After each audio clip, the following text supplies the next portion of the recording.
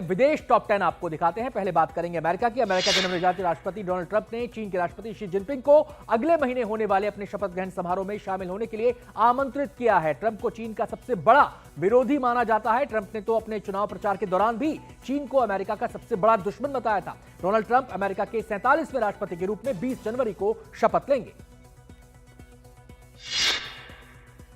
America के नवनिर्वाचित राष्ट्रपति डोनाल्ड ट्रंप को दूसरी बार टाइम पत्रिका ने time person of the year से नवाजा है। ट्रंप को यह खिताब उनकी सत्ता में वापसी करने और दुनिया में अमेरिका की भूमिका बदलने के लिए दिया गया है। ट्रंप को यह सम्मान पहली बार 2016 में मिला था, जब उन्होंने अमेरिकी राष्ट्रपति चुनाव में जीत हासिल की थी। काबुल में हुए धमाके में मारे गए तालिबान सरकार के मंत्री के अंतिम संस्कार में हजारों लोग शामिल हुए। उन पर हमले की जिम्मेदारी इस्लामिक स्टेट ने ली है। खलील हक्कानी तालिबान के एक ताकतवर नेता सिराजुद्दीन हक्कानी के रिश्तेदार थे। दोनों के ऊपर अमेरिका ने इनाम घोषित कर रखा था। तालिबान सरकार बनने के बाद शरणार्थियों और बाहर से लौटने वालों की जिम्मेदारी खलील हक्कानी को ही सौंपी गई थी।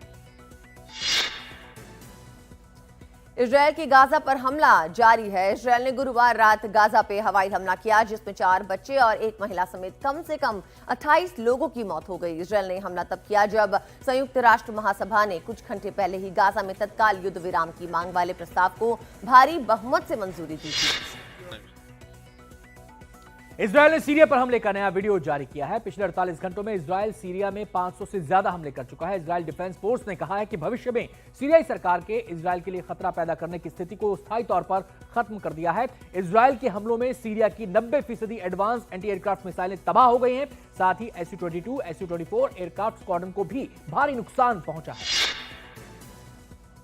पूर्व सीरियाई राष्ट्रपति बशर अल असद और उनकी सरकार के पतन के बाद ऑस्ट्रिया, स्वीडन, ग्रीस, ब्रिटेन और नीदरलैंड ने सीरियाई शरण आवेदनों पर रोक लगा दी है। इस फैसलों से हजारों लंबित दावों पर असर पड़ेगा। वहीं इस फैसले को पूरे यूरोप में समर्थन मिल रहा है।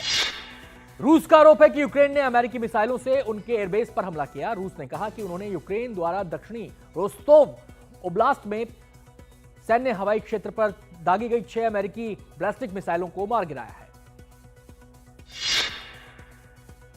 सोल में दक्षिण कोरियाई ट्रेड यूनियन ने दक्षिण कोरिया के राष्ट्रपति यू सुक येओल के खिलाफ तत्काल महाभियोग चलाने की मांग को लेकर रैली निकाली।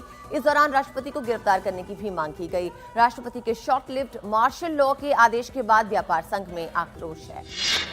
संयुक्त राष्ट्र सुरक्षा परिषद ने अफगानिस्तान में महिलाओं के साथ समान व्यवहार के अपने आह्वान को दोहराया है और तालिबान से महिलाओं के अधिकारों की रक्षा के लिए संयुक्त राष्ट्र के प्रस्तावों का पालन करने का भी आह्वान किया है। अफगानिस्तान में महिलाओं की स्थिति को लेकर उपराजदूत ने कहा कि आज 2 साल हो चुके हैं जब तालिबान ने अफगान महिलाओं के विश्वविद्यालयों में जाने और गैर सरकारी संगठनों में काम करने पर रोक लगा रखी है। अमेरिका में भारी बर्फबारी हो रही है। ऐसे सवाल खड़ा हो गया कि अमेरिका में बर्फबारी लाने वाली झीलें फिर से सक्रिय होंगी। हर तरफ नजर दौड़ाने पर केवल बर्फ ही बर्फ नजर आ रही है, जिसके कारण लोगों को काफी दिक्कतों का सामना करना पड़ रहा है।